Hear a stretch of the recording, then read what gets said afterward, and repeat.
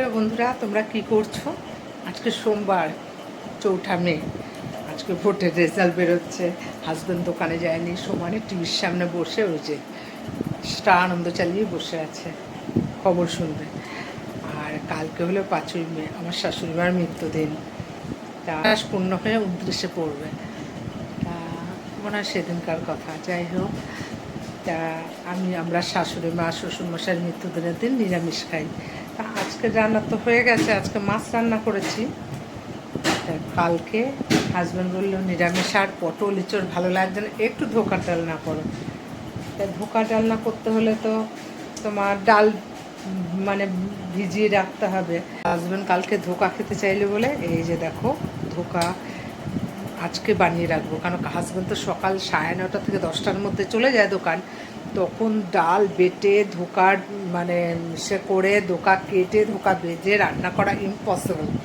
আমি ধোঁকা যেদিনই রান্না করি আগে কেটে ভেজে রাখি, মশলাটাও করে রাখি। তা চলো দেখাই যে ডাল ভিজিয়ে রেখেছি আর কী করে কী করছি।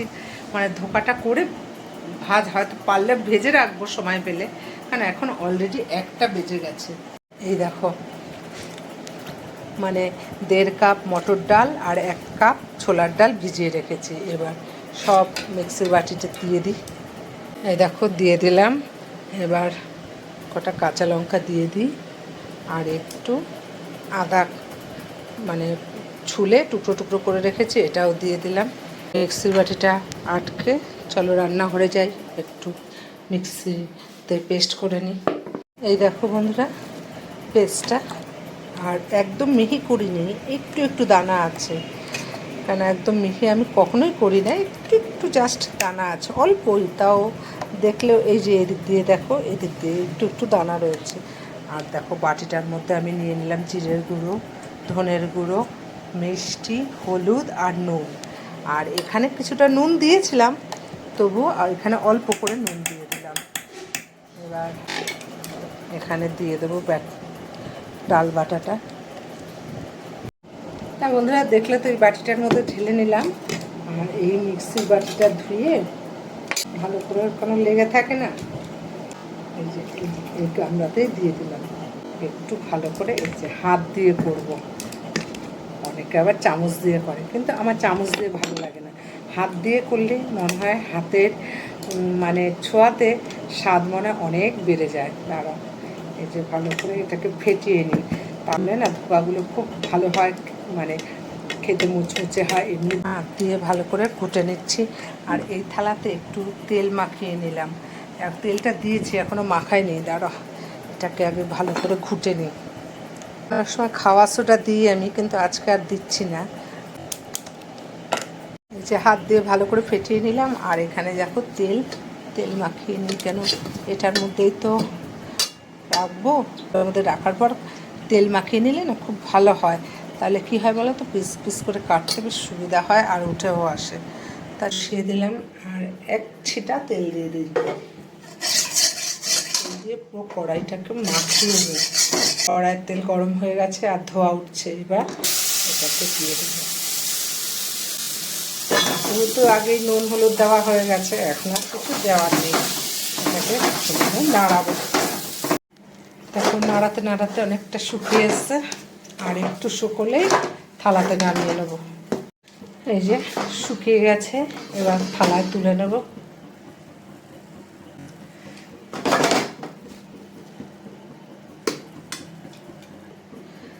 তাই যে তোলা হয়ে গেছে থালায়। আর এখানে দেখো লেগে রয়েছে, তাই একটু জল দিয়ে পুরো গুলিয়ে নেব। মানে এটা এখানে তো লেগে রয়েছে, এটা আর ফেলবো না, জানো তো।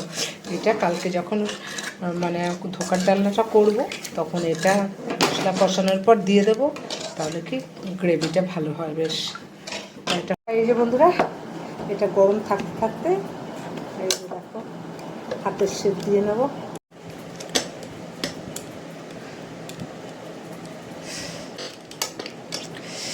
আর আমার ঘরে আমি হলাম ক্যামেরাম্যান, আমি হলাম এডিট করার লোক, আমি হলাম ভিডিও পোস্ট করার, যার জন্য এক হাতে করছি তো একটু অসুবিধা হচ্ছে। দাঁড়াও তোমাদের দেখাচ্ছি করে।